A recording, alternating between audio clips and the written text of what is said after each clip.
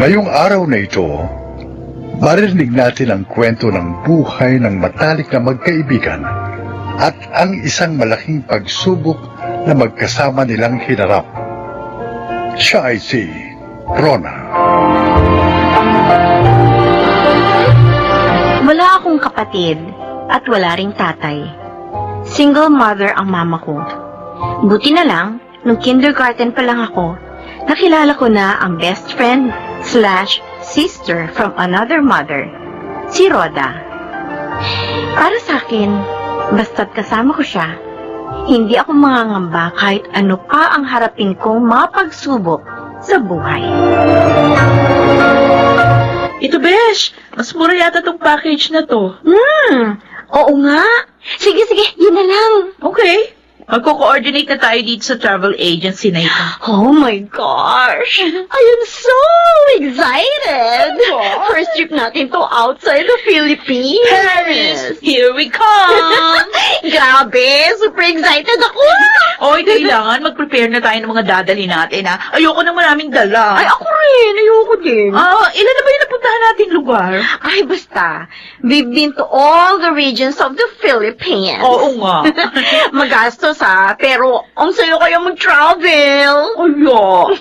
Kaya hanggang sa tumanda tayo, ha? Mag-travel tayo na mag-travel. Gusto kong ikutin yung buong mundo. Para saan pat na buhay tayo? Kung hindi naman natin makikita ang ganda ng planet Earth natin, di ba? Tama ka dyan. Kapag may asawa na tayo pareho, iiwan lang natin sa kanila yung mga anak natin para makapag-travel pa rin tayo. Oo nga.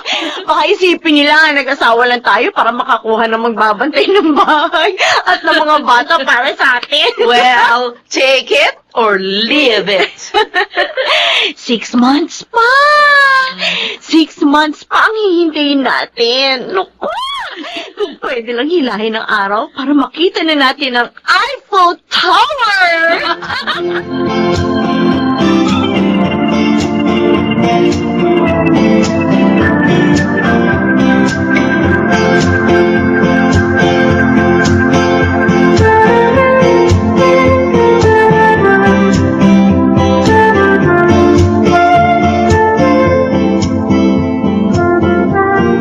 Birthday ko bukas.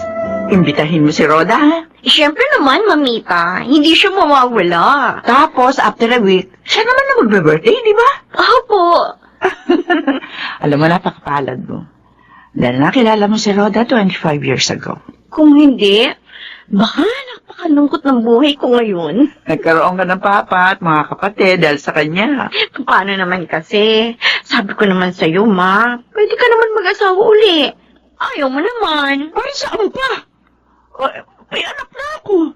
Ikaw lang, sapat na. Yay! Mamaya niyan, makakuha pa ako ng lalaking tarantado. Di nasira pa buhay natin. Sa bagay, masaya naman tayo kahit tayong dalawa lang dito sa bahay. Siya nga pala. Samahan mo ako mag-grocery ng mga lulutuin bukas, ha? At gagawa rin ako ng paborito ni Rhoda na potato salad. Nako! Tiyak, matutuwa na naman yun. Happy birthday ulit, Mamita! Salamat sa pag-imbita sa amin dito. Nilulook forward ko po talaga ang birthday niyo, tita. Kasi dito lang ako nakakakain ng ganitong mga pagkain eh. Ano, gusto mo ba dito ka na tumira, Josh? Di mag-isa na lang ako sa bahay. Pauwiin mo na kasi yung asawa mo. Ano pa ba ang pinagkakagastusan nyo? At todo, trabaho pa rin siya sa abroad. Paano? Itong panganay niya, puro pagka-travel ang inaatupan. Uy, grabe si Papa, oh. Nagbibigay niyo naman ako kahit paano sa inyo, ah. Oo, nagbibigay ka. Pambili ng sabon na shampoo mo.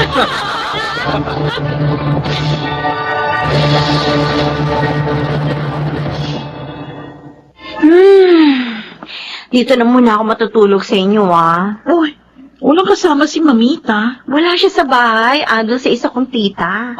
Okay, ganun ba? O, teka, bakit parang pagod na pagod ka ngayong araw? Ongoing kasi ang annual audit namin, kaya nakaka-stress. Gusto mo manood tayo ng movie? Ayoko. Gusto ko nang matulog. Ay, ano ba yan? Ang boring naman. Buti ko nga, wala ka yatang ginawa maghapon eh. Meron naman. type lang ng reports. Buti pa, sa inyo na lang ako magtrabaho. Sige, gusto mo kahira sa hardware? Bakit hindi? Baka mamaya wala pa isang araw magreklamo ka na. Kasi malikabok, mainit, iba-iba yung amoy na naamoy mo. Ay, wag na lang pala. Yun. Rona, Roda. Siguro dapat kambal tayo, no? Kahit ang mga pangalan natin, hawig eh. Malamang. Ano nga kaya, no, kung kambal tayo? Sa tingin mo, may magbabago? Mula mga bata magkasama na tayo. Roda, Hmm. what if maikli lang palang buhay ko? Ano? Hindi, halimbawa lang naman. Paano kung hindi pala ako tatanda? O, paano ka? Ay nako, ayoko nga isipin yan. Mamimiss mo siguro ako ng bonggang-bongga. Tumigil ka nga. Ikaw, puro nonsense yung iniisip mo. Sorry na! O sige na, yung Paris trip na lang ang pag-usapan natin. 5 months na lang! Nasaan na ba itong si Rona? Kanina ko pa tinatawagan yung cellphone niya. Bakit hindi niya sinasagot? Hi, Mamita! Bakit hindi mo sinasagot yung cellphone mo? Ah? Wala naman ako naririnig na nag-ring ah. Teka, asan yung cellphone ko? Hala, naiwan ko yata sa office, ma. Teka, babalikan ko. Wag na. Mag-drive ka. Alis tayo. Saan tayo pupunta? Sa ospital. Ospital? Bakit? Si Roda. Itinakbo sa ospital. Tumawag sa akin ng papa niya. Kasi hindi ka nga nakukontak. Oh my gosh! Tara na, ma! Tara na! Bilisan natin!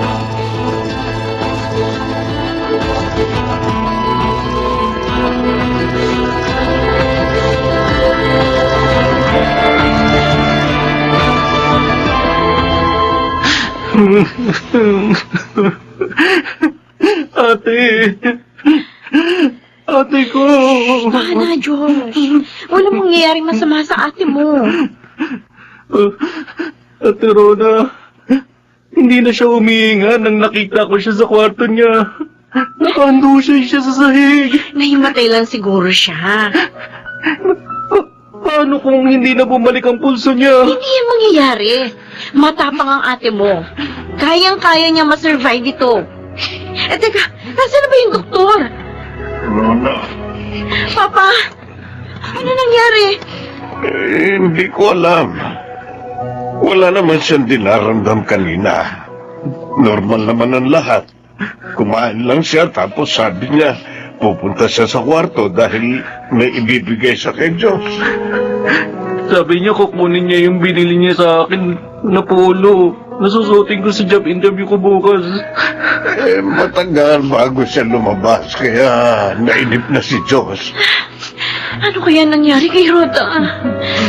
Ang mama mo, pinaupo ko muna doon sa labas para may hangin. Namumutla na rin.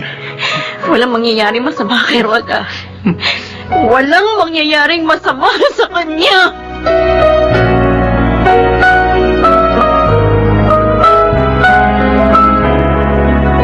Ang pamilya ni Rhoda, Kami po, Dok, kumusta siya? humihingi po ako ng paumanhin. Bakit po? Ano nangyari sa anak ko? She didn't make it. No, Oh, hindi totoo yan. Patay na siya. hindi. Ano na ako? Sinungaling kang doktor ka. Miss, Paano mamamatay ang isang taong wala namang sakit, ha? Nahimatay lang siya. Baka dahil anemic siya or anything, pero hindi siya pwede mamatay. I'm sorry po. Hindi! Sabihin mo, buhay na kaibigan ko, buhay siya! Ate Rona, Hindi maaaring mamatay si Rhoda! Hindi siya maaaring mamatay! tama na ate. Rosa. Huwag kayong umiyak! Hindi patay si Rhoda! Sinungaling ang doktor na to! Sinungaling siya!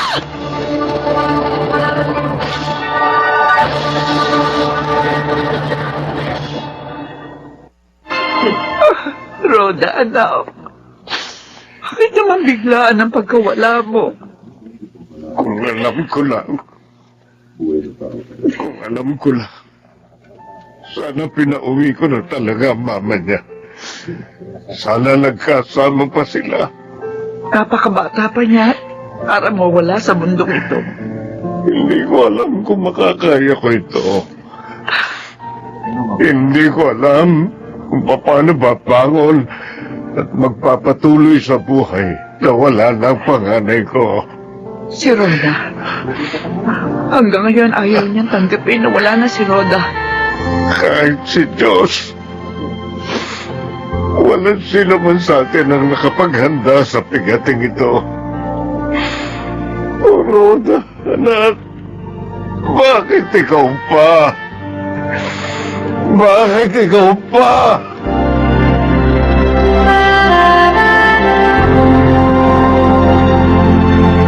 Kaya ba nauna ka na? Dahil takot kang ako ang unang mawala? Joke lang naman yung tanong kong yan sa'yo eh. Masyado naman seryoso. Hindi naman kita basta-basta iiwan eh.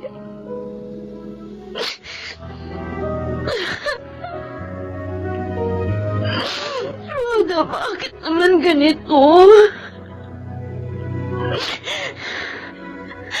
Alam mo namang, ikaw na ang itinuturing kong kapatid mula pa noon.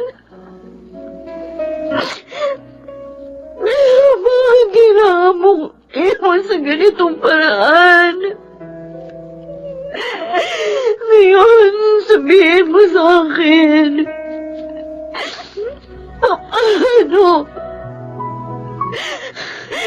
Paano ako muling mabubuo kung wala ka na?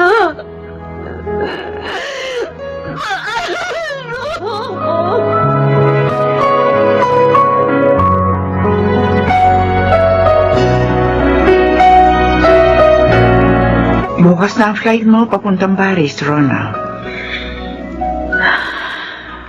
Tutuloy ka ba? Kailangan, Ma. Masayang-masaya na sana kayo ngayon ni Rhoda. Nakalilito pa siya. Kailangan kong tumuloy. Para pag uwi ko, maaari kong ikwento sa kanya nakita ko sa lugar na dapat sabihin namin pupuntahan. Anak, Napakahirap, Ma. Pero kailangan ko nang tanggapin. Mahabang buhay na siyang wala.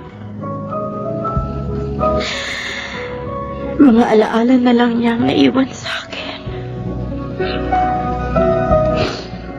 Dahil kapag hindi ko tinanggap,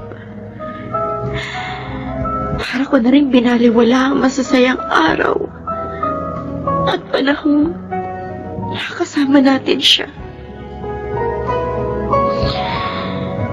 Kaya kahit napakahirap, susubukin kong tanggapin ang kanyang biglaang pagkawala.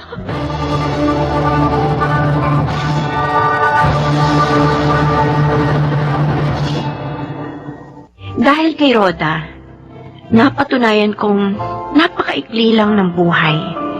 Kaya nararapat lamang na huwag nating sayangin ang bawat araw na ibinibigay sa atin. Dahil hindi natin alam, bukas o sa makalawa, hindi na tayo mabibigyan ng pagkakataong makita ang ganda ng mundo at makasama ang mga taong mahalaga sa atin. Ako po si Rona at ito ang aking buhay. Life is short and time is cold. Mga kasaibihang gasgas na, ngunit sana mapagtanto nating hindi lamang ito basta kasabihan, kundi paalala sa atin na maging wise tayo sa paggamit ng bawat oras at araw na ibinibigay sa atin ng may kapal. Mga nagsiganap, Rosana Villegas, Susan Robles, Lionel Benamin, James Quaton, Phil Cruz at si Kit del Carmen Amor sa papel na Rona. Naglapat ng angkop na tunog Jerry Mutia. Sa musika Buboy Salonga. Supervisyong teknikal Eric Lucero at Bong Villar. Creative consultant Phil Cruz. Production assistant Anching Cruz. Ito'y mula sa panulat ni Rita Labano. Sa direksyon June Martin Ligaspi at Maynard Landicho Jr. Ito ang aking buhay.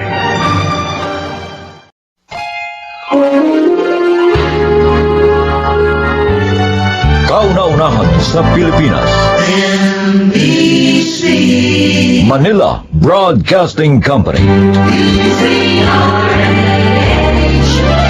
DZRH, member, kapisanan ng mga broadcaster ng Pilipinas.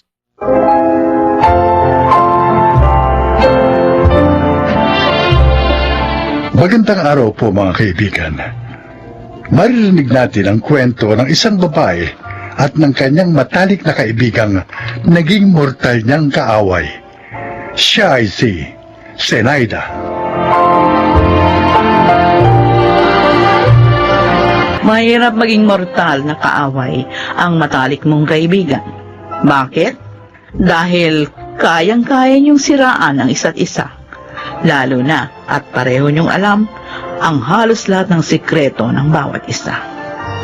Yan ang natutuhan ko sa mahabang panahong pagiging magkaaway namin ng dati kong best friend. Sino na naman ang nagsigarito sa likod bahay? Ngayon pa talaga, ha? Pupunta pa naman dito sa direksyon ng bahay namin ang hangin. Puno na ng usok ang bahay, ha? Zenaida! Hoy! Ikaw na naman ang may gagagawa nito, ano, Zenaida? Hoy, Rufina!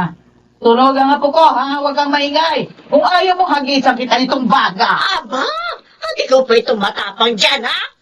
Kung hindi ka nagsigarito, tahimik sana tayo. At anong gusto mo? Itambak ko ng itambak ang mga basura namin dito? Hanggang sa maging parang payatas na tumbakuran ko? Di sana sinindihan mo na rin yung sarili mo. Kasi basura ka rin naman. Ah, ganon. Ma! Ay, naku, hintayin mo ako dyan at tatawid ako dyan. O sige, tumawid ka nang maisama kita rito sa mga sinusunog kong basura. Total, plastic ka! Ma, tama na yan. Tama, Halika na ha? sa loob. Sige. Hindi, bitiwan mo nga ako, Gingging. Tayo na sa loob.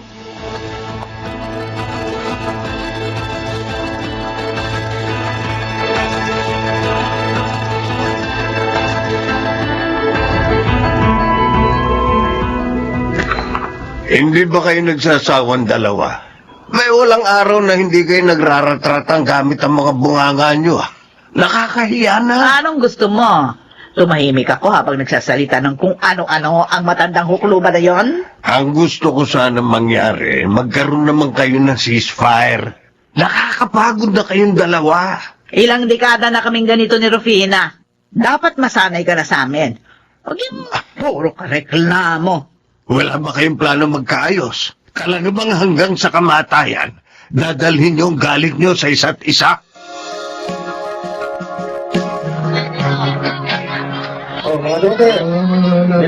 Oh, ibigay ko na sa itong lahat ng isdang ito, ha, Ging?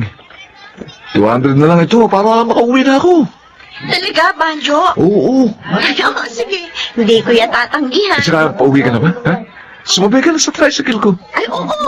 Pero, teka lang, bibili muna ako ng pansahog dito. Okay, sige. Total, magliligpit pa naman ako, hintayin kita, ha? Sige, Banjo. Pero doon lang kita sa may papasok sa atin ibababa, ha? Makakagalitan na naman ako ni Mama kapag nalamang pinasakay kita, eh. Oo, ayos lang. Naiintindihan kita. Bakit naman kasi ang ayaw ng mga nanay natin? Naipasa pa sa ating mga anak nila, eh. Ay, nako. Ang mainam pa, Banjo. Sa paningin lang naman talaga tayo hindi nagpapansinan eh. Kapag hindi naman sila nakatingin, magkakaibigan naman tayo, di ba? Sabagay nga, tama ka. O sige, bibili muna ako ng gulay. O sige, oh. Hihintayin kita rito.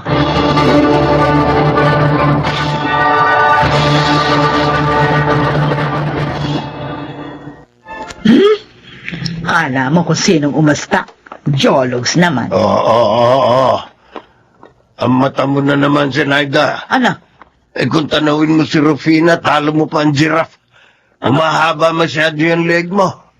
May spring ba yan? Ay, Nardo, huwag mo akong asarin dyan na baka may tamaan ka sa akin. Ay, naka. 2 dekada ng patay si Menandro. Yung lalaking pinag-awayan nyo. Pero hanggang ngayon, hindi pa rin kayo nakaka-move on. Hindi namin siya pinag-awayan. Inagaw siya sa akin ni Rufina. Oh, eh kung hindi niya inagaw sa iyo si Menandro, eh di balo ka na sana ngayon. Ay, hindi siya mamamatay ng maaga kung ako ang napangasawa niya. Uy. Baka nakakalimutan mong asawa mo ang kaharap mo. O bakit? Alam mo namang pinakasal lang kita dahil ikaw yung may gusto sa akin hindi naman ako. Eh kung hindi ako napangasawa mo, wala ka sana mga anak na gwapo at magaganda. So? Ang ibig ko lang naman sabihin, matatanda na tayo. Matatanda na kayo. Baka nga may sumunod na sa inyo kay Menandro. Ay, hindi ako yun, ha? Mabuti pa. Magbati na kayo ni... Ano? Yan ang kaibigan mo. Napakarami niyang inagaw sa akin. At yung pagiging summa cum laude nung college, dapat sa akin yun. Pero hindi niya pinasa ang research paper ko, kaya bumagsak ako. Akala ko nga best friend ko siya. Oy. Pero tinatraidor pala ako. Tapos sinulot niya pa si Menandro sa akin, ha? Siniraan pa ako sa mga magulang ni Menandro. O ngayon, sabihin mo sa akin, paano ko siya mapapatawad, ha? Kaya gumanti ka. At dito ka nagpatayo ng bahay sa tabi ng bahay niya. Oo. Ay, naku. Para lagi niya akong nakikita. At nang palagi niyang maalala yung ginawa niyang kasamaan sa akin.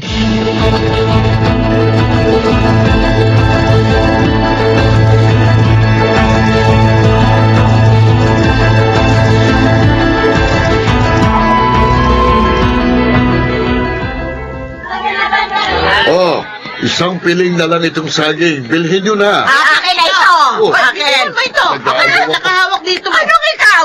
Tingnan mo nga, dalawang kamay ko nakahawak sa saging. Oh, Rufina, Zenaida. Bitiwan nyo saging malalabog eh.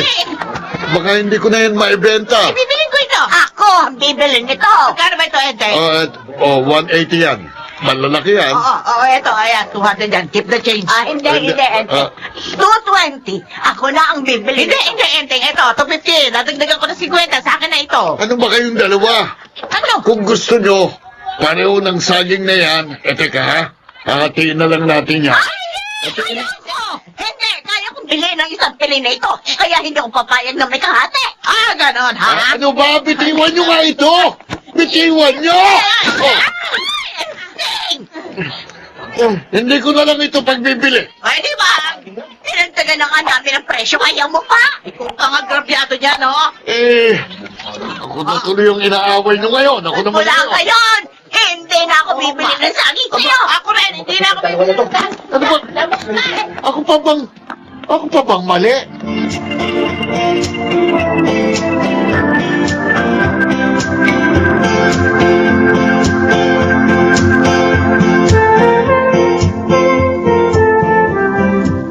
Ay, nako!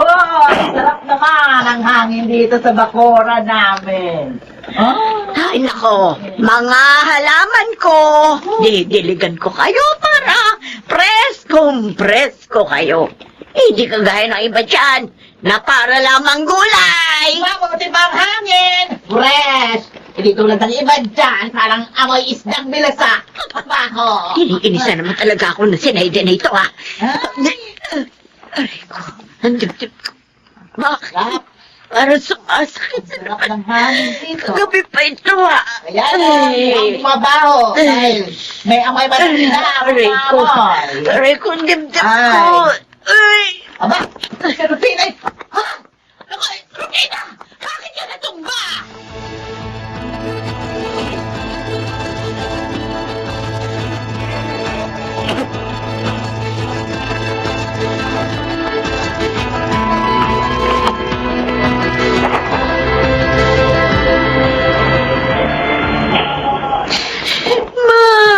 Gingging, anong sabi ng doktor? Auntie Zen, cardiac arrest daw. Kanina pa siya nire-revive. Atake? Opo. Ilang araw na nagre-reklamo si Mama na masakit ang dibdib niya. Akala ko nga kung ano lang eh. Diyos ko. Auntie, salamat po pala kasi inagapan niyo siya kanina.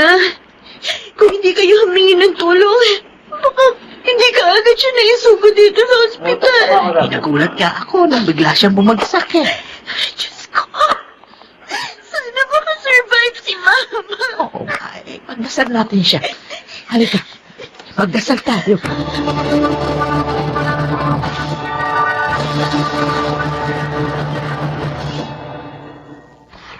Ano, Banda? Ano sabi ni Jingjing? Wala na pa. Wala na si Auntie Irvina. Oh, Diyos ko. Anong sinabi mo? Patay na raw. Nagising lang daw ng isang araw at isang gabi. Pagkatapos kaninang umaga, inatake uli. Oo, patay na. Patay na si Rufina. Yan na nga ba ang sinasabi ko? Kapag matanda na, dapat maingat na sa katawan. Patay na si Rufina. Zenaida, Rufina.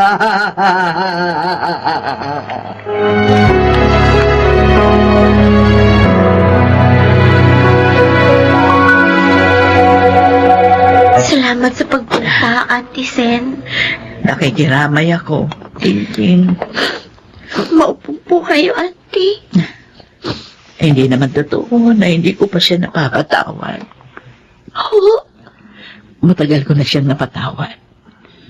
Kaya nga, nakaya kong tumira malapit sa kanya. Kaya lang, sa lahat ng mga nangyari, talagang hindi naman kayang bumalik pa sa dati. Pero ang bawat away at sigawan naming dalawa, parang pagpapahiwatig yun na nakapansin pa rin naman namin ang isa't isa na malakas pa kaming pareho at kaya pa naming sumigaw at magsabunutan minsan. Pero tama si Nardo. Sana hindi kami nabuhay sa mga nakalipas na panahon sa ganong paraan. Sana mas naging mapagpakumbaba kami sa bawat isa. Ganun din naman po si Mama. Isang beses, nung bumabagyo, sinisilip niya po ang bahay ninyo. Tapos sabi niya, mukhang magigiba na raw ang bahay niyo. Mabuti raw ang bahay namin matatag. Pero alam ko, paraan niya yun para tingnan kung safe pa ba kayo. Kung may mga nagawa man pong mali sa inyo si Mama, ako na pong humihingi ng tawad. Hindi. Ako ang dapat humingi ng tawad. Ay, Rufina, patawarin mo ako.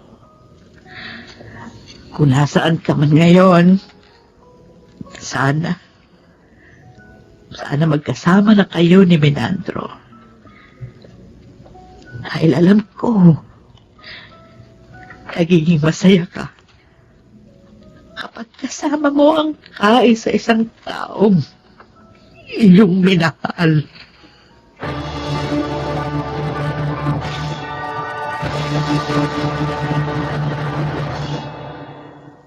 Hindi ko alam na sa ganong paraan matatapos ang kwento naming dalawa ni Rufina. May mga pagsisisi pero huli na ang lahat. Ngayon, gusto kong sabihin sa mga nakikinig na kung may mga tao mang nakasakit sa inyo, patawarin nyo na sila. Alam kong mahirap, Pero wala namang masama na subukin. Masakit kung hihingi tayo ng tawad sa taong wala nang kakayahang marinig ang ating tinig. Ako si Zenaida at ito ang aking buhay.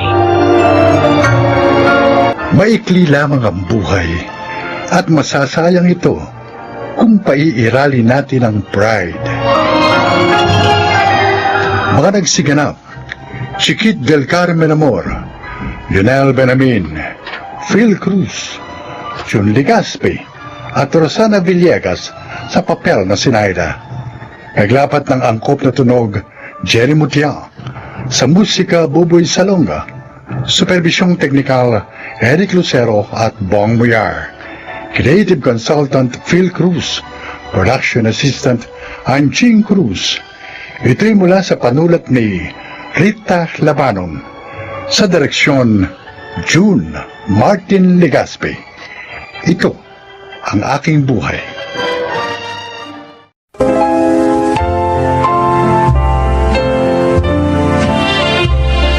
Kung mayroon mang suliranin na nais malampasan ng tao sa mundo, ito ay ang kahirapan. Sino ba naman ang may nais na laging iniisip kung saan kukunin ang pagkaing isusubo sa bibig? Mga kaibigan, narito ang kwento ng isang ulila. Siya ay si Luna. Mahirap ang maging mahirap.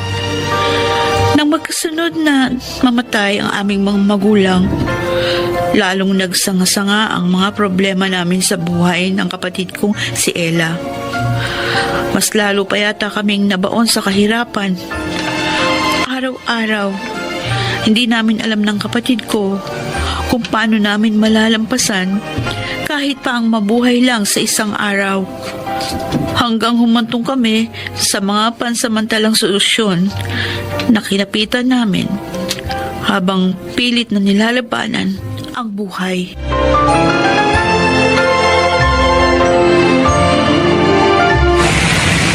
Ganito lang ang gagawin nyo.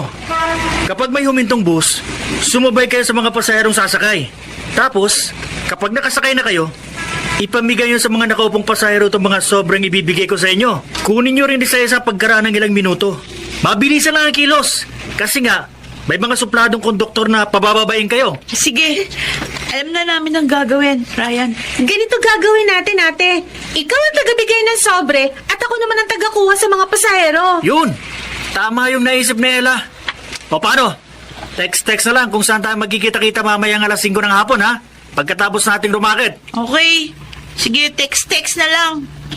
O sige na, mag-iwa-iwala na tayo. Kita-kits na lang mamaya, Ryan! Ay, teka, siya nga pala. Huwag niyong kalilimutan. Magsuot ka ng face mask at face shield, ha? Requirement niyo sa pagsakay sa bus.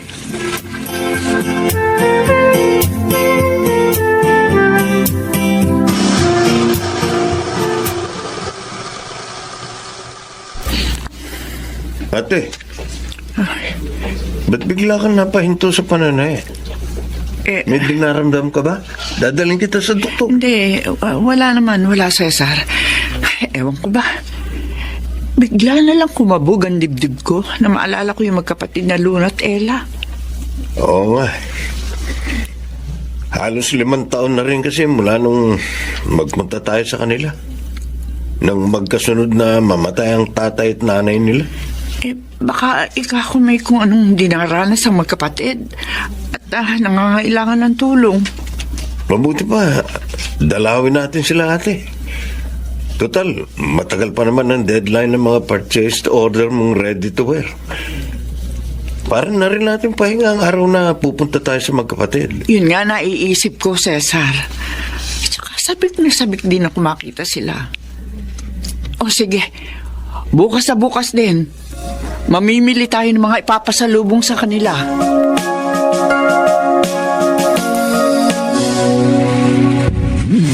Akalain mo, ate, ang daming naglagay ng mga perang papel sa mga sobrang ibinigay natin sa mga pasahero ng bus.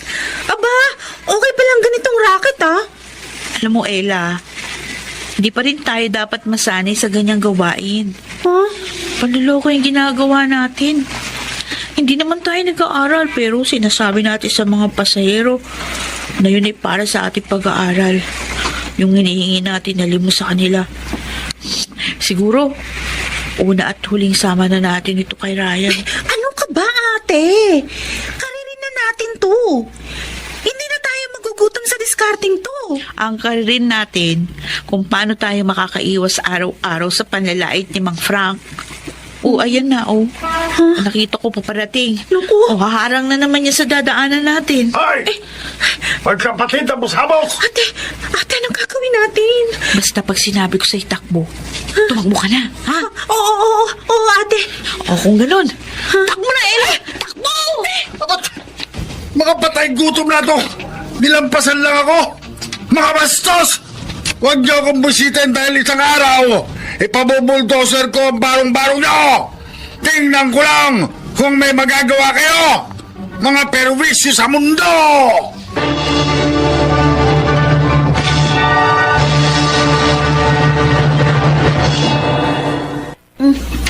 Ate, bakit po galit na galit sa atin si Mang Frank? Wala naman tayong ginagawang masama sa kanya eh. Bukod nga kasi sa talagang salbahe siyang tao, hindi nangyari yung gusto niyang bilhin kina Inay at Itay, yung lupa nating ito. Kesyo, masakit daw sa mata yung barong-barong.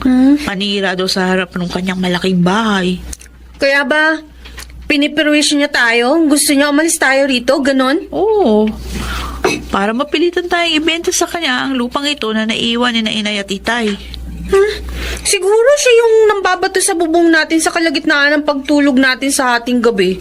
Minsan pa nga sa madaling araw. Malamang. Dahil ganyan din yung kwento ni Inay nung nabubuhay pa sila ni Itay. Nagigising na lang daw sila sa mga balibag ng mga bato sa bubungan. Napakasalbahe nga pala ni Mang Frank.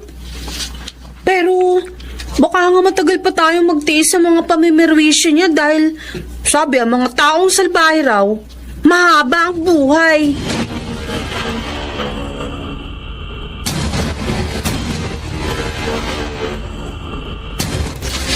Marami-rami na rin itong mga dilat at instant noodle na madadala natin kina Luna at Ella, Ate Ori. Yung isang sakong bigas na nabili ko, primerang klase ng bigas yun. Kaya nga, isakay mo na lahat yan sa delivery pickup natin. Mainam na yung maaga tayo makabiyahe. Abe, malayo-layo rin tong Taytay sa Tundo. Yung sobrang ibibigay natin sa kanila. Ready na ba, ate? Oo. 10,000 yung inilagay ko sa loob. Alam mo kung tutuusin, maliit na halaga lang ito. Kumpara sa pagkupkup na ginawa sa atin ng kanilang ama't ina, noong naulila rin tayo at nasa panahon ng paghihikahos. Naaalala ko pa rin ang lahat ng yun, ate. Hindi ko rin makakalimutan ang kabaitan sa atin ng mga magulang na magkapatid nung ang mga ito'y nabubuhay pa.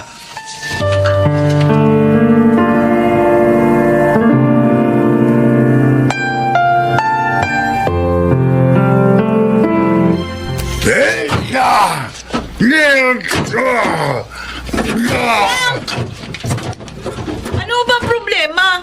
Bakit niyo ginigiba ang bakod namin? Dahil sa ganitong paraan ko lang maibubuhos ang galit ko sa barong-barong nyo na matagal ko nang gustong mawala sa harapan ng bahay ko. Siyempre, pati ko yung patay gutom at inutan nila magkapatid. Aba, masyado na po yata kayo lumalampas sa mga karapatan namin, Mang Frank. Una, wala kayong karapatang sirain ang pag-aari namin. Lalo na laitin ang aming pagkatao. Dahil kahit na nagugutom kami, hindi namin kayo piniperwisyo. Anong hindi piniperwisyo? Alam nyo bang hindi ako makapamuhay ng maayos kapag nakikita ko kayong labas-masok dyan sa barong-barong ninyo? Araw-araw naaalibad-baran ako sa mga pagmumukha ninyo. Kung nagagalit kayo ng walang dahilan, problema nyo na po yun. At kung galit man kayo sa inyong sarili, huwag nyo na kaming indamay. Wala naman kaming kinalaman sa galit nyo na inaalagaan dyan sa dibdib nyo. Masyado kayong madakdak.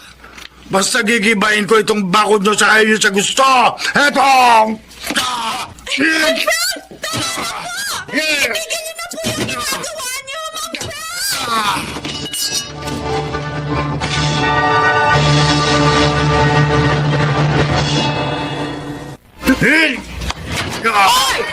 Sandali! Ano ba kaguluhan to? Bakit ginigibaan ba ako ng mga pamangkin namin? Chowring! Diyo, Cesar! Mabuti po't dumating kayo! Hindi na po namin alam ang gagawin sa panggugulo sa amin ni Mang Frank! Mabuti pa, pumasok na kayo sa loob ng bahay. Kami na ni Ate Auring ang bahala sa matandang yan. Uy! May mga dumating na saklolo. At kung hindi ako nagkakamali, ikaw si Auring. At ikaw naman si Cesar.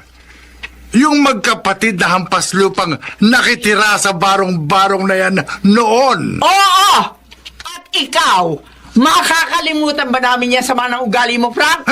Noong mga panahon, nakikitira pa kami rito sa mga magulang ni Luna at Ella, na kapag natapat kami riyan sa harap ng bahay mo, binubuhusan mo kami ng kaning baboy! Dahil mababaho kayo!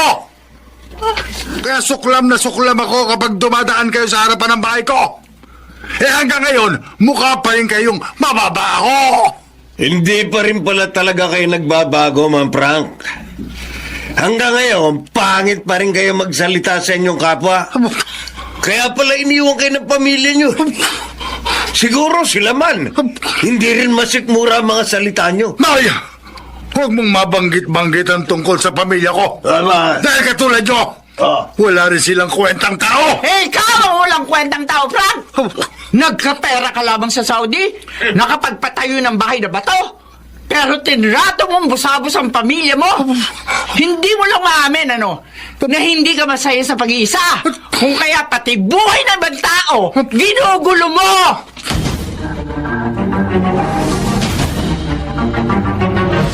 Salamat. Mabuti po't dumating kayo, Chowring. Kahit po kasi isumbong namin sa barangay si Mang Frank, hindi rin nila kayang awatin sa pagwawala. Ay, naku. Kalimutan na nga natin niya si Frank. Kaya kami nagawi rito, para ihatid sa inyo mga dilatang ito. Saka yung isang sakong bigas. Wow! Oh, tsaka ito. Kunin niyo magkapatid ang sobrang ito. Ay, Para sa inyo talaga yan. Ang dami naman po nito, Chowring! Tapos may pera pa po. Maliit na bagay lang yan. Kung ikukumpara sa ginawang pagkupkup sa amin ng mga magulang nyo nung sila'y nabubuhay pa. Oh, tama. Saka bukod sa mga yan, may isa pa kaming sorpresa sa inyo ni ate. Di ba ate?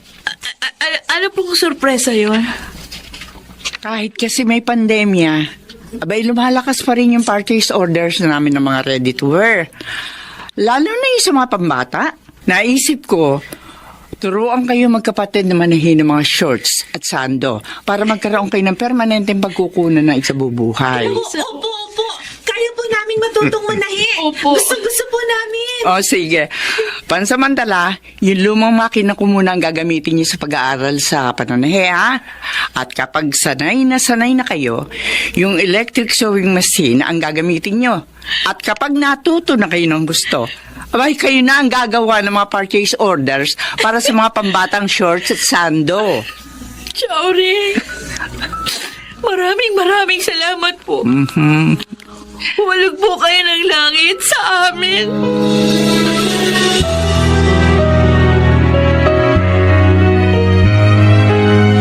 Luna, ano nga yung good news na sasabihin mo sa akin? Ha? Kasi nga, nangangailangan si Chowring ng pahinante para sa delivery ng kanilang mga ready to wear. Inirekomenda ka namin ni Ella. Sa linggo, babalik dito si Chowring. Kaya kailangan maaga pa lang nandito ka na, ha? Uy, na-excite naman ako sa sinabi mo, Luna. Ibig sabihin, hindi na ako mamamalimos sa mga pasahero sa bus. Hindi na tayo mamamalimos ni Ella, Ryan. Itong magandang oportunidad na to na dumating sa atin, pare-pareho nating ibuhos ang ating lahat ng pagsisikap. Ito na yung pag-asa nating hinihintay at hinihiling sa ating mga dasal.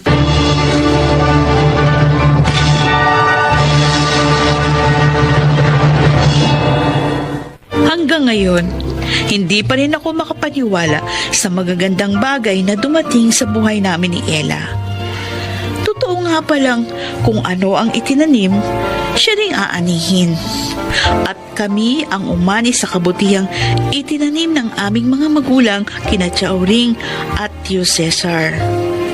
Sa kasalukuyan, sa amin ay pinagkakatiwala ni Chauring ang kanyang mga purchased order ng mga damit pambata. Kung kaya, naipaayos na rin namin ang aming tinitirhan. At si Mang Frank, unti-unti na ring binago ng paglipas ng mga araw ang kanyang mga negatibong pag-uugali. Sa abot ng makakaya namin ni Ella, tinutulungan namin siyang malampasan ang kanyang mga pinagdadaanan. Ako si Luna. Ito ang aking buhay. Manatiling may pag-asa. Pag-asang kasabay ng paglingap ng Diyos. Dahil ang mga pagsubok, mayroon mang simula, ay mayroon ding katapusan. Mga nagsiganap: Jenaline de la Cruz, Susan Robles, Yunel Benamin, Maynard Landicho, at Bobby Cruz. Naglapat ng angkop na tunog, Jerry Mutia. Sa musika ni Buboy Salonga. Supervisyong teknikal, Eric Lucero at Bong Muyar. Creative consultant of Phil Cruz. Production assistant, Anching Cruz. Ito'y mula sa panulat ni Sel Barlam. Sa direksyon, Salvador M. Reales. Ito ang aking buhay.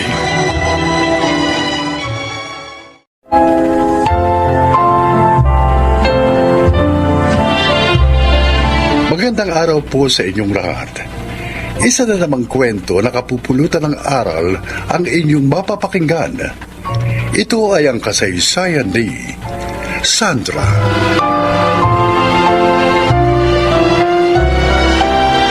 Five years na kaming kasal ni Harold. Maligaya naman ang aming pagsasama, ngunit hindi ko akalain na isang pagsubok ang maagang darating sa amin.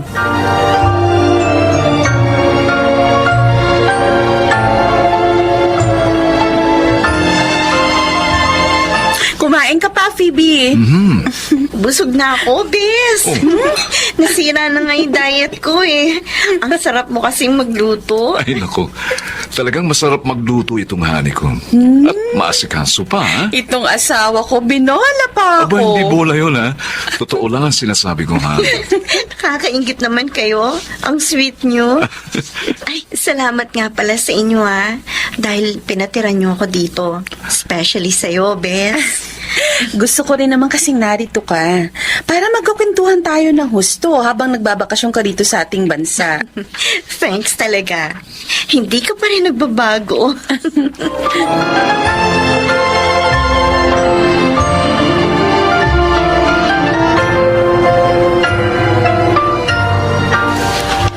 Sana isinama mo si Phoebe sa pagdalaw mo dito, Sandra. Gusto nga sana niya, kaso may kailangan siyang asikasuhin. Kaya nga nauna na silang umalis ni Harold. Kasama niya asawa mo? Kailangan po niya ng sasakyan, Nay. Nakakahiya naman po kung hahayaan ko siyang mag-taxi. Kaya nang sabihin niyang magpapasama siya kay Harold, pinayagan ko na. Sayang. Sana sa akin na lang siya nagpasama. Kahit saan sasamahan ko siya. Drew, ano ka ba? Kasi Nay, crush ko si Phoebe. Iba talagang dating niya ngayon. Kaysa nung teenager sila ni Sandra. Aba, mukhang ang lakas talaga ng tama ng kuya ko, ah. Hayaan mo, ilalakad kita kay Phoebe. Uy, gusto ko yan. Tigil nyo nga muna yan, oy. Bakit po ba, Nay? Parang nag-aalala kayo. Kasi anak, sana wag mong hayaan na lagi nakakasama ng kaibigan mo sa mga lakaran ang aking manugang. Bakit naman po? Mabait naman po si Phoebe at kaibigan ko siya kahit noong araw pa. Oh, pero matagal na panahon kayong hindi nagkita. Hindi mo alam kung ano-ano ba na bago sa kanya ng mga panahong yun. Nay? Ang sa akin lang, iba na yung nag-iingat.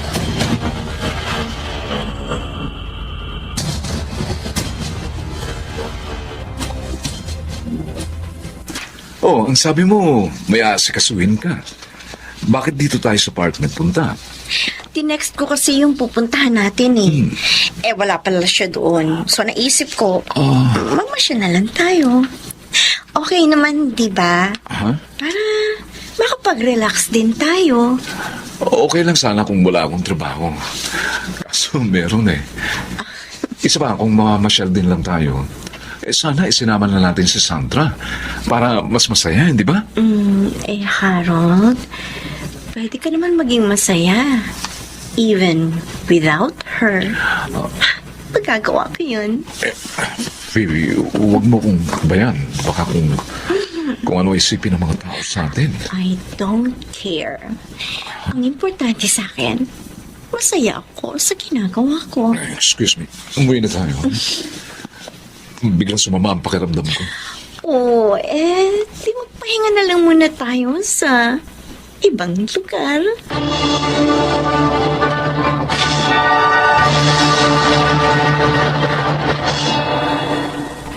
Mukhang wala ka sa mood magtrabaho, pare. Nakasimangot ka eh. Ikaw pala, Rodel. Nag-away ba kayo ng misis mo? Mabait ang asawa ko, pre. Masikaso at napakamaunawain. Walang dahilan para mag-away kami. Kung ganon, ibang problema. Rodel, yung kaibigan niyang balikbayan, O ano? pinatiran niya sa amin yun dahil nagbabakasyon nga rito. Oy, Alam mo ba kahapon? Nagpasama sa akin. May aasikasuhin daw siya. Yung pala, gusto lang mamasyal. Katapos, doon niya ipinakitang Ano? gusto niya ako, pare. Gusto ka? Ayos yan, pare. Magkakaroon ka ng sideline. Alam mo, hindi ako ganoong klase ng lalaki. Nainis nga ako sa kanya eh. Dahil kaibigan niya ang basis ko. And then, nagawa niyang lukuhin. Oy, ano ngayon ang balak mo? Sasabihin mo ba yan kay Sandra? Ewan ko, hindi ko alam. Iniisip ko kung maliniwala kaya siya sa akin pag sinabi ko yun. O baka mas kampihan pa niya ang kaibigan niya.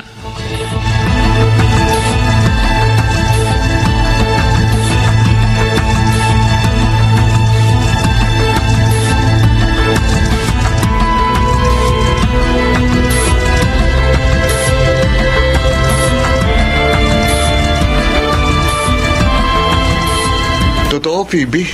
Tinatanggap mo na ako. Kahit ngayon lang ako nanligaw sa'yo. Oo, sabi Andrew eh. Type natin ang isa't isa. So, bakit pa natin pagtatagalin, hindi ba? Oo nga. Hindi lang ako makapaniwala. Na-GF na kita. Pero masaya ako.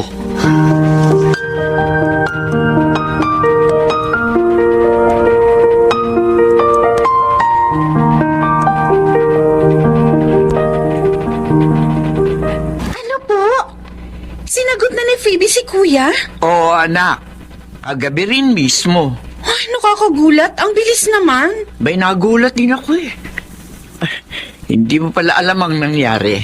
Wala akong nabanggit sa akin si Phoebe hanggang umalis siya kaninang umaga. Oh, saan siya nagpunta? May dadalawin daw ang mga kaibigan niya. Anak, kinakabahan ako sa babaeng yon. Nay? Bay, mukhang iba na siya eh. Parang hindi seryoso. Baka paglaruan lamang niya ang kapatid mo.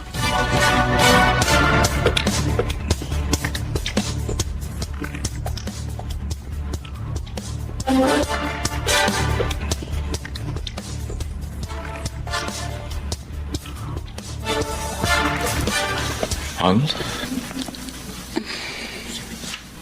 Mukhang malalim ang iniisip mo. Ano ba yun? Ba't hindi ka pa natutulog? Sina Phoebe at Kuya Andrew.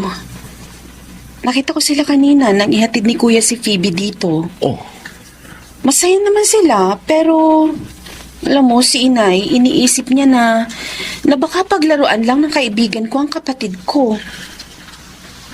pwede mangyari yun. Harold? Han, tingin ko kasi napaka-liberated na ng kaibigan mo. Hindi siya yung Phoebe na inilarawan mo sa akin na mahinhin. Alam mo, sa totoo lang, nagulat din ako sa malaking pagbabago niya. At hindi lang yun, Han. Okay.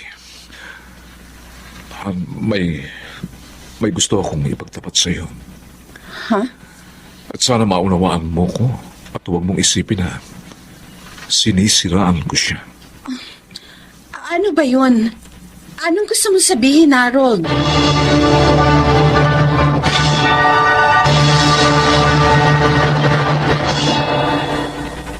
Here we are, Andrew. Sure ka ba na gusto mong magstay tayo dito? Of course.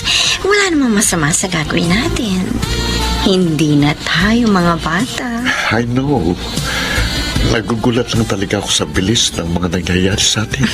Come on. Huwag ka na mag-isip kung ano-ano. Huwag na tayo magsayaw ng oras. Andrew.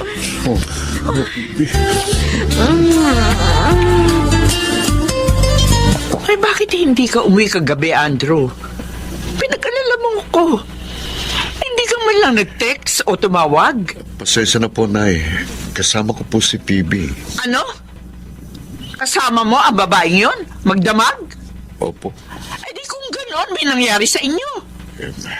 Anak naman, bakit mo ginawa yun? Baka mapasulbo ka sa babaeng yun. Parang gusto ko nga pong magsisi sa ginawa ko eh. Dahil sa nakita kong ugaling niya. Napatunayan ko na hindi siyang babaeng gusto kong paksalan.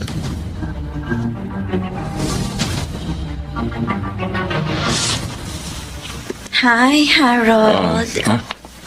Phoebe, bakit ka lumabas dito sa sala ng napakanipis ng suot mo?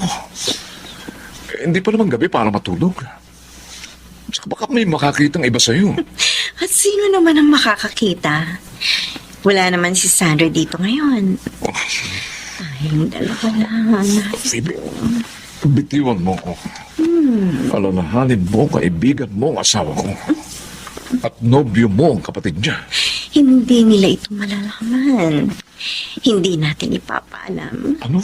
At saka, hindi ko naman talaga gusto si Andrew. Sinubukan ko lang naman siya. Kung gano'n, pinaglalaruan mo lang siya. Pero ikaw, Harold, hindi ko gagawin sa'yo yun. Phoebe, I will make you happy. Dahil ikaw, talagang gusto ko. lumayo ka sa akin. Tinulak mo ko. I'm sorry. Pinilit mo kong gawin yan. Sinabi ko na sa'yo, mahal ko ang asawa ko. Tama lang ang ginawa mo sa babaeng yan, Harold. Sandra! Walang Sandra? hiya ka, Phoebe! Sana, niloko mo ng kapatid ko. Gusto mo pang ahasin ang asawa ko? I'm sorry. Magmagandang loob ako sa'yo dahil akala ko, ikaw pa rin ang dati kong kaibigan. Sandra, please. Sino ka lang? Explain. Lumayas ka na rito. No. Ayaw na kitang makita pa!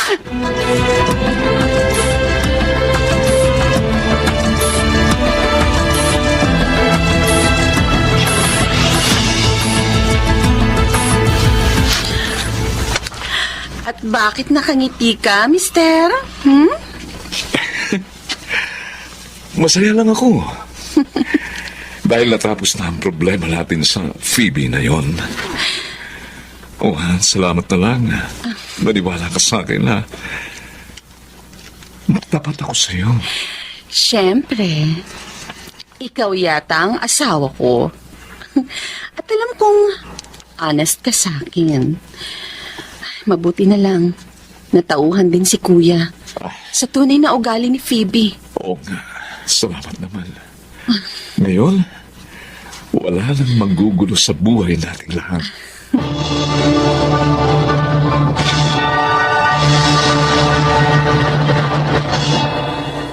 Dahil sa pangyayaring yun, lalong lumaki ang respeto at pagmamahal ko sa aking asawa. At kay Phoebe naman, wala na kaming naging balita pa sa kanya. Sana po ay may napulot kayong aral sa aking kasaysayan. Ako po si Sandra at ito ang aking buhay. Ingatan natin ang ating tahanan upang ito'y hindi mawasak ng mga estranghero lang. Mga nagsiganap: Jude Martin Legaspi, Phil Cruz, Chiquit del Carmen Amor, Susan Robles, Maynard Landicho Jr. at Jenaline de la Cruz sa papel na Sandra. Naglapat ng angkop na tunog Jerry Mutia, sa musika Buboy Salonga. Supervisyong teknikal Eric Lucero at Bong Weir. Creative Consultant Phil Cruz. Production Assistant Anching Cruz. Ito'y mula sa panulat ni Selma Corporal Alcantara. Sa direksyon Salvador M. Royales. Ito ang aking buhay.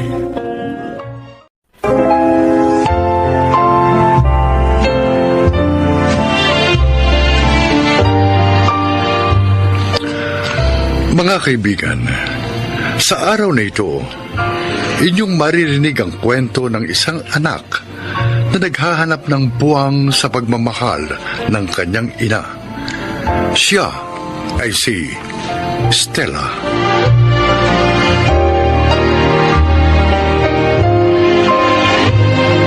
Lumaki kaming magkakapatid na nakamulatan ang mga maling pananaw sa buhay ni inay.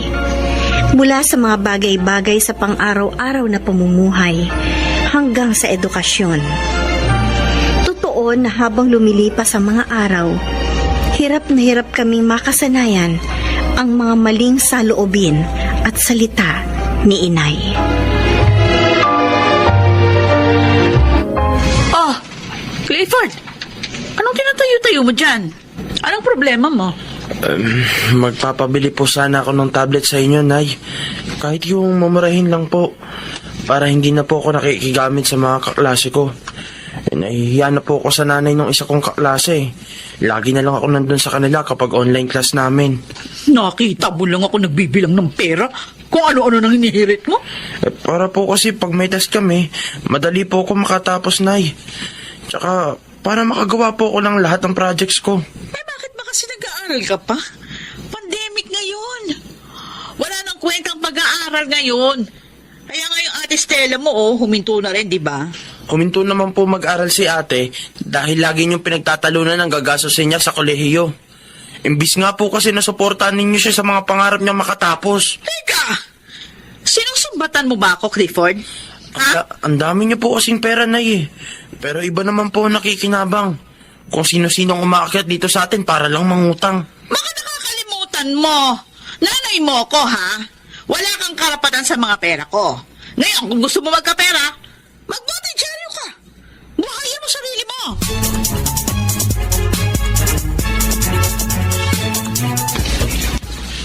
Uy, Ate Stella. Kahit pa maglakad pusa ka, alam kong ikaw yung dumaan sa harapan ko. Pakunwari ka pa eh. Talaga, Alfon?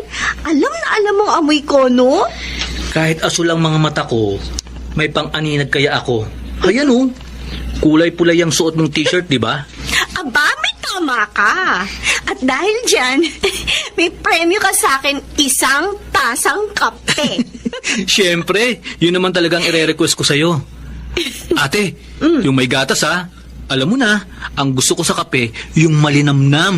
Oo na, no? Gusto mo, may kasama pang matsakaw. Uy, matsakaw! Paborito ko yan. Sige ate, isasawsaw ko sa kape.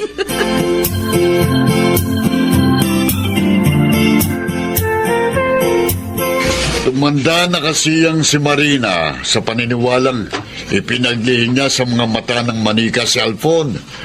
18 anyos na ngayon ang anak. Hindi man lang niya pinatingnan sa espesyalista sa mata para kung pwede bang operahan o hindi. Ako, magpapabaril ako sa luneta kapag naglabas ang pera yan si Marina. Para sa mga anak niya. Napakadamot sa mga anak. Pero sa ibang tao, ako ang galing. Huwag na lang sanang may mangyari pang hindi maganda para lang mamulat siyang mali ang mga pinaiiral niyang pananaw sa buhay. Abi, bakit? Ano? Namulat Dapat ba siya na mamatay si Lando? Teka nga, nag-aaway ba tayo? Nakakainis yung babaeng yun eh. Tuwa pa nga siya nang mamatay yung kapatid ko dahil wala na raw siya obligasyon. Oh. Ang sabihin mo, kumita pa siya sa burol ng asawa. Ano? Mukhang pera. Eh, bakit sa akin ka nagagalit?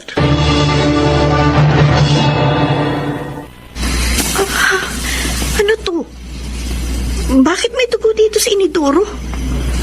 Kaninong dugo ito? Clifford?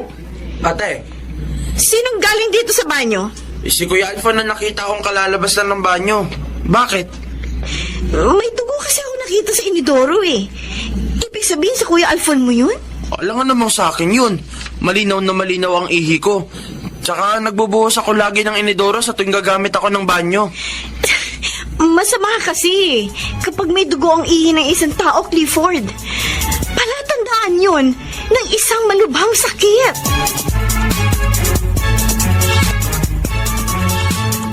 Eh, paano nga hindi mamanasin niya si Alfon? Puro kain tulog na lang yung trabaho. Namamaga na nga yung katawan sa kakakain at katutulog. Abay, ipa-check up mo pa rin, Marina. Delikado pa rin yung pamamanas ng mga paa. Baka may kung anong infection na mayroon si Alfon. Kailangan magamot agad yun. Paglalagain ko na lang ng dahon ng balabayang si Estela para yun yung painom doon sa kapatid niya. Doktor pa. Sayang lang ang pera. Eh, kahit ba malakas yung kita ko dito sa ukay-ukay, ano, uubusin ko sa kanya?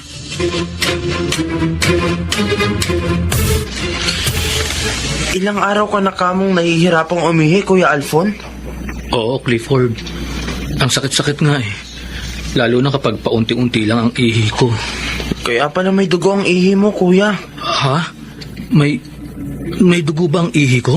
Oo, nakita kasi natin Stella na may dugo sa inidoro nung minsan gumamit ka ng banyo. Hindi ko naman kasi nakikita.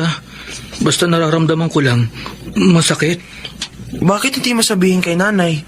Ayoko. Naririnig ko kasi na palagi siyang dumadaing na walang pera. Ayoko maging pabigat sa kanya. Kaya ko namang tiisin ng sakit eh.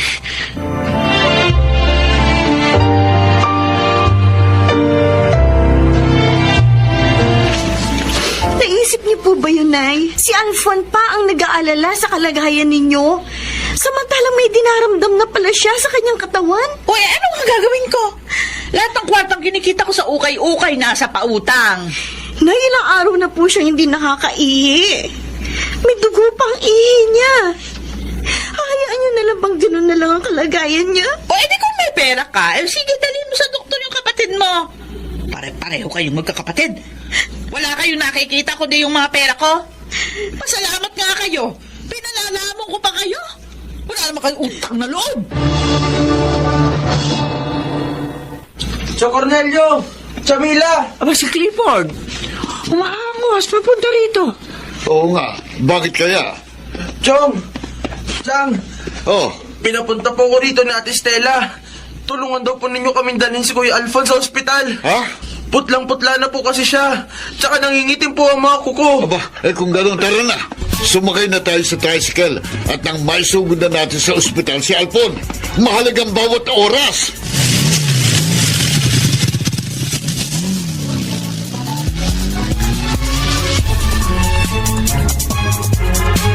Hindi ko inaasahang sisilip ka rito sa ospital, Marina. Patay ang anak ko, natural. Namatay siya dahil sa kapabayaan mo. Dahil sakim ka sa pera. Ilang beses kami nakiusap sa iyo ni Estela na ipagamot mo si Alfon pero hindi mo kami pinakinggan. Wala kang kwentang ina, Marina. Wala kang minahal kundi pera. Bakit ako sisisihin mo sa pagkamatay ni Alfon? Kung hindi na talaga gumagana yung bato niya sa katawan, o ano magagawa ko? Wala ka man lang pagsisisi sa mga pananalita mo. Hindi ka na yata tao, Marina. Wala ka ng pakiramdam. Hindi mo nararamdaman ang masasakit na nangyayari sa paligid mo.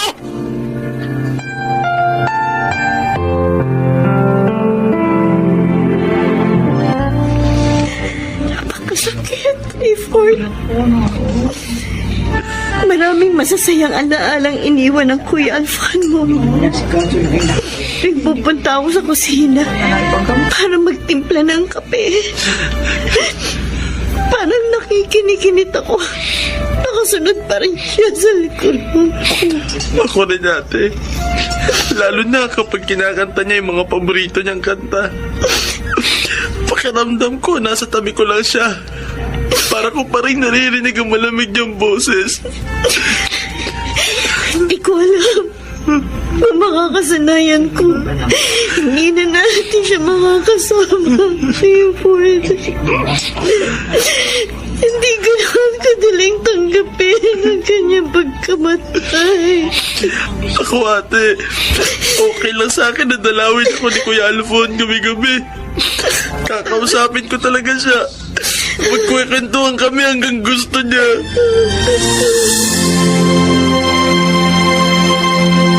Stella, bakit nag-iimpake ka ng mga damit niyo ni Clifford? Kung noon, hindi kami sumama kina Chang at Chong sa paghimok nila sa kanila na kami tumira.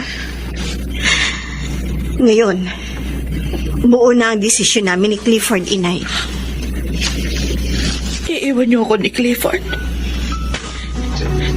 Kung noon ka pa nga namin gustong iniwan, baka buhay pa si Alfon hanggang ngayon.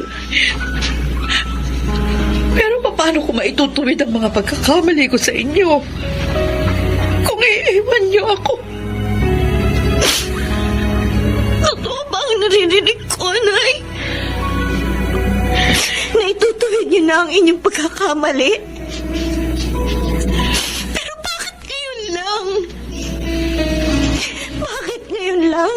Nawala na si Alfon. Na dapat ay siyang nakadama ng pagmamahal at pag-aaruga ninyo. Kailangan ba munang mamatay ng kapatid ko? Para lang mamulat kayo? Stella, anak. Alam ko hindi madaling tanggapin sa parte mo ang paghingi ko ng tawad. Pero nagsusumamo ako. Sana nga, Nay. Sana nga may sinseridad sa mga sinasabi ninyo. Alam niyo ba, ang ganitong sandali ang lagi kong hinihintay sa inyo. Araw-araw, sa tuwing dadaan ako sa simbahan, ang pagbabago ninyo ang dinarasal ko.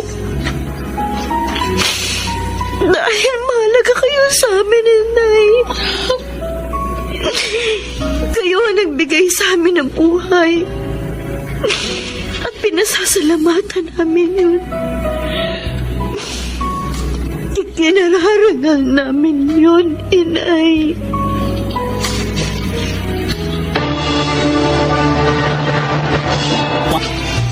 Nangungulila pa rin kami kay Alfon.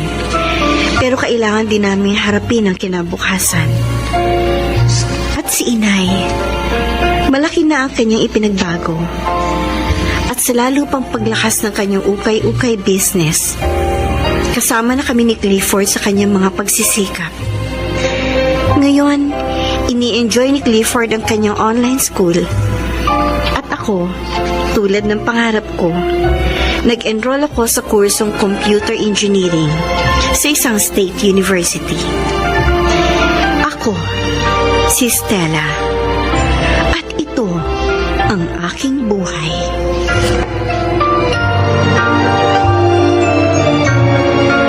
Isang makabuluhang papel sa buhay ang sakripisyong maihahandog ng isang ina sa kanyang mga anak.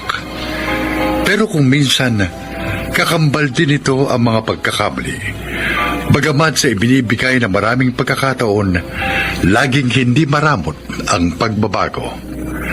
Mga nagsiganap: Rosana Villegas, Susan Robles, Alan Ortega, Angelo Alcantara, Phil Cruz, at Chiquit del Carmen Amor sa papel de Stella. Taglapat ng angkop na tunog, Jerry Mutia. Sa musika ni Buboy Salonga.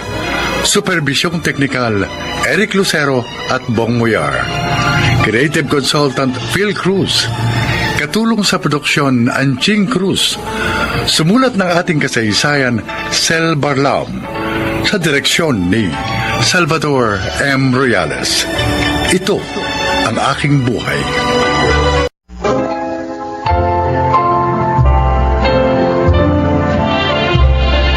Magandang araw po mga kaibigan. Isa na namang kwento ang inyong maririnig na kapupulutan ng aral sa buhay. Ito ay ang kasaysayan ni Jimmy. Isa akong room boy sa isang motel. Nag-aaral habang nagtatrabaho. Ayaw ni inay ang trabaho ko, pero hindi na kayang itaguyod ang aking pag-aaral. Kaya nang dumating sa akin ang trabahong yon, agad kong tinanggap.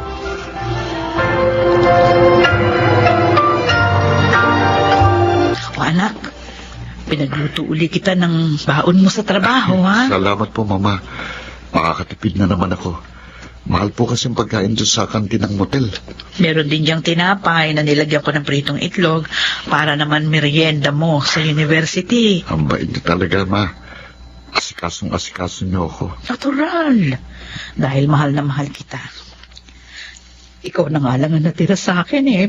Pababayaan pa ba naman kita? Oo, nalulungkot na naman kayo. Naaalala ko lang kasi ang ate mo. Huwag po kayong umiyak. Dapat to, salubungin natin ang masayang umaga. Kasi po, every morning is a blessing. Pasensya ka na, anak. Hindi ka ba naman nahihirapan sa sitwasyon mo? Nagtatrabaho ka habang nag-aaral. Hindi naman po. Kasi kapag walang ginagawa, nakakapagbasa po ako sa motel. Mag-iingat ka sana lagi sa iyong trabaho. Maraming tukso sa lugar na iyon. Kaya mag-ingat at maging matatag ka.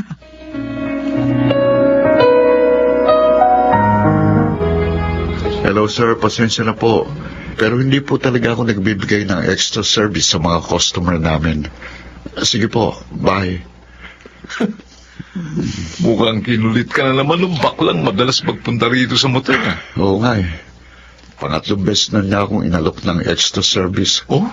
Bibigyan daw niya ako ng kahit 2K. Aba, Pumayag lang ako kahit sandali lang. oy, talagang kursulada ka, tol. Nainis na nga ako eh. Pero sinisikap ko pa rin maging mahinahon dahil customer natin siya. Oo nga. Alam mo, bilib ako sa iyo eh. Hindi ka lang mabait at masipag, ha? May prinsipyo pa. Aba, naku, kung iba yan, baka tinanggap na. Manghihinayang sila sa dukoy eh. Dexter, gusto kong makaahon kami sa hirap ni Mama. Pero hindi sa ganung paraan. Para ko na rin ibinenta ang sarili ko noon. Kaya nga nag-aaral ako eh. Ano ko? Huwag na nga natin pag-usapan ng baklang yun. Mabuti pa. Ituloy ko ng pagbabasa ko. May exam kami mamaya eh.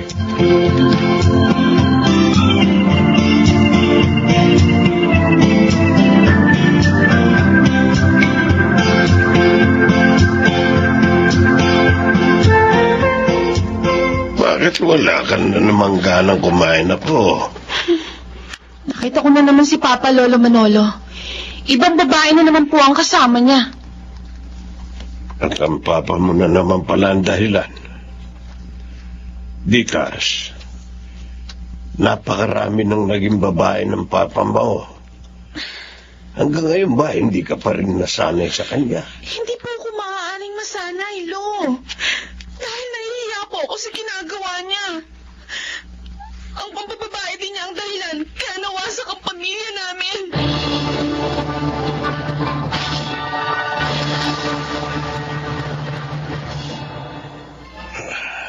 Kawawa naman si Ditas. Napuno na ang puso niya ng sama ng loob sa kanyang ama. Kasalanan ko. Kaya lalong naging babaero ang aking anak at nasira ang kanyang pamilya. Kinonsinti ko siya sa kanyang mga kalokohan. Sa halip na ayusin ko sila ng kanyang asawa, inayunan ko pa ang aking anak. At ang apo ko ang nagdurusa ngayon sa kahihiyang ibinibigay ng kanyang ama sa amin. ang kaliwat kanang pambababae ng aking anak. Paano ko pa kaya maitutuwid ang aking pagkakamali? Paano?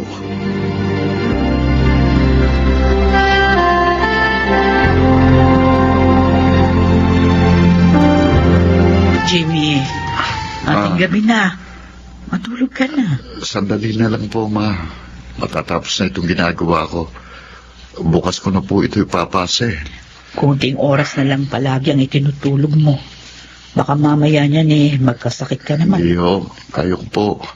Huwag po kayong mag-alala. Kawawa ka naman, anak. Naghihirap ka makatapos lang ng pag-aaral. Huwag na ho kayong umiyak, Ma. May hangganan din ang paghihirap na ito. Naniniwala po ako doon. Bukas nga po pala, may overtime ako. Aalis po kasi yung kasama ni Dexter. Kaya papalitan ko siya.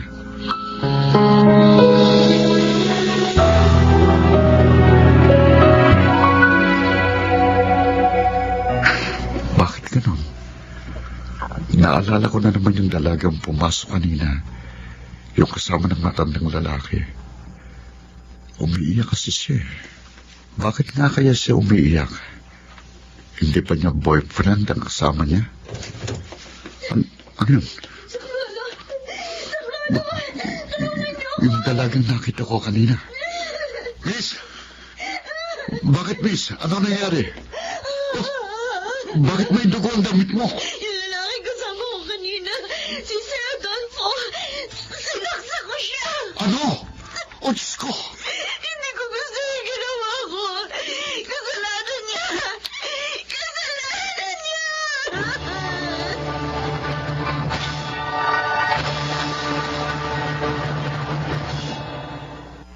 Siya po, ma'am.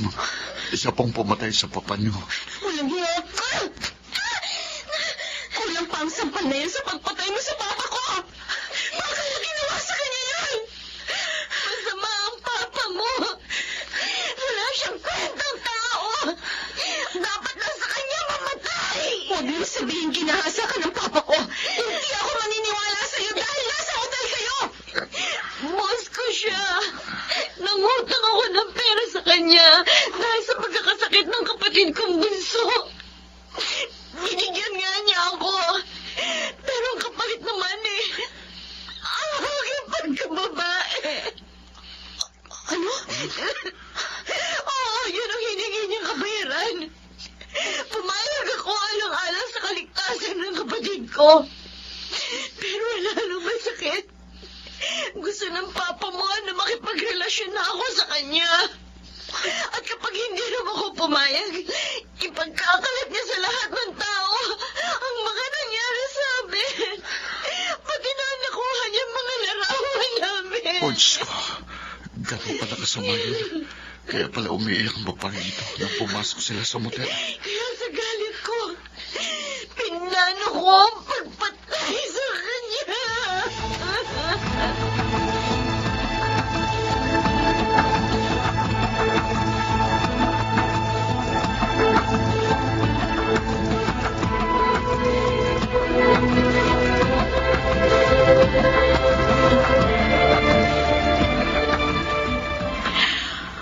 Ay, ano ba ito? Bakit ganito? Hindi ako makatulog. Kinakabahan ako na hindi ko maintindihan. Si Jimmy, bakit kaya wala pa? Dati-rati, tumatawag siya kapag mahuhuli ng uwi. Ay, ang cellphone ko nag-ring. Si Jimmy ang tumatawag. Hello, anak, nasan ka na? Ha? Nasa presinto ko eh. Bakit? Anong nangyari? Napunta ka dyan? Dito ko na po sasabihin. Puntahan niyo po sana ako dito. Oo, sige. Pupunta na ako dyan.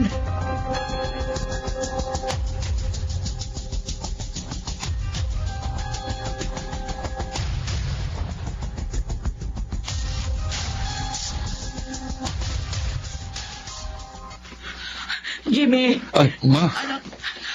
Narito na ako. Butit dumating na kayo. Miss Titas, ang mama ko po, si Mama Lourdes.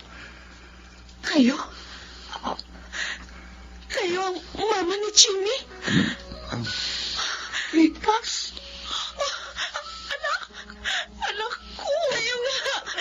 Kayo nga, Mama. Ang tagal natin hindi nakita. Sandali lang. Anong ibig sabihin ito? Si Ma'am Ditas ang ate ko? Oo, siyang kapatid mong panganay na naiwan sa iyong lolo at sa iyong papa nung paghiwalay kami. 15 taon ang nakararaan. 4 na taong ka noon. Ang ate mo naman, 8 taon. At ang namatay, hindi lang pala papa niya, kundi papa ko rin.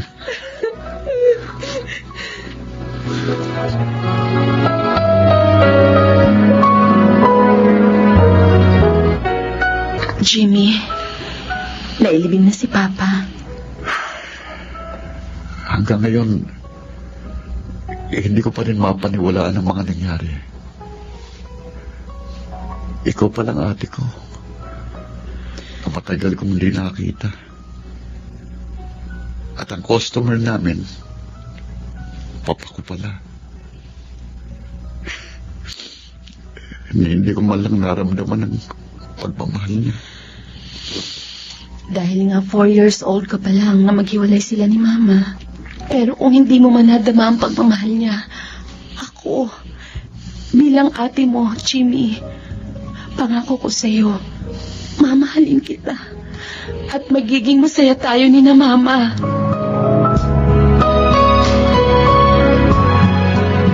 Patawarin mo sana ako, Lourdes. Dahil sa pagkonsinti ko sa maling gawain ni Adolfo. Nagkahiwalay kayo. Naghirap ang buhay niyo ni Jimmy. Kalimutan na ho natin yun, Papa Manolo. Hindi na natin maibabalik pa ang lahat. Wala na si Adolfo. Tama po si Mama, Lolo Manolo. Kung hindi ko kinonsinti si Adolfo sa pambababae, marahil hindi siya mamamatay na maaga. Ngayon nag-iisa na ako. Hindi po kayo nag-iisa, Lolo. Makakasama niyo po kami ni na Jimmy at si Mama. Totoo? Opo, totoo, Papa Manolo. Kung papayag kayo, magsisimula ulit tayo. Bilang isang buong pamilya. Maraming salamat sa inyo. Maraming salamat.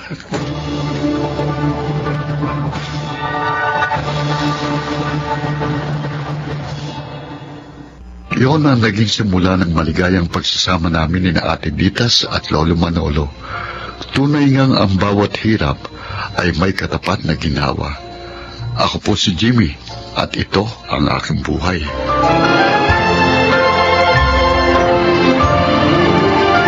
Tungkulin ng bawat magulang na gabayan ang mga anak at pigilin sa maling gawain upang makaiwas sa kapahamakan at maging matatag ang kanilang sambahayan.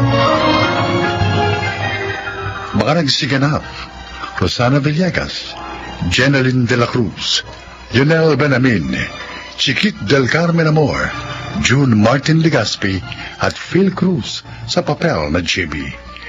Naglapat ng angkop na tunog, Jerry Matia. Sa musika, Buboy Salonga. Supervisyong teknikal, Eric Lucero at Bong Mayar. Creative Consultant, Phil Cruz. Production Assistant, Anching Cruz. Ito'y mula sa panulat ni Selma Corporal Alcantara. Sa direksyon, June Martin Legaspi at Maynard Landicho Jr. Ito ang aking buhay.